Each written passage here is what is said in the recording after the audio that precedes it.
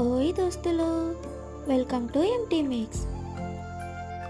ఈరోజు ఓ మంచి బ్రేక్ఫాస్ట్ నా కోసం, ఓ మంచి మాట మీకోసం. అదేంటో తెలుసా? ఓర్పు అనేది ఎంత చేదుగా, ఎంత కష్టంగా ఉంటుందో, అలాగే దాని నుండి వచ్చే ప్రతిఫలం కూడా అంతే తీయగా ఉంటుంది. అందుకే మనలో ముఖ్యంగా ఉండాల్సింది ఓర్పు మాత్రమే. కష్టంగా అయినా తప్పదు, అంతే కదా? ఏమంటారండి? ఫైనల్గా నా పులిహోర పర్ఫెక్ట్గా వచ్చింది. మీరు కూడా ప్లీజ్ వెళ్తూ సబ్స్క్రైబ్ చేసుకోండి. Thank you for watching.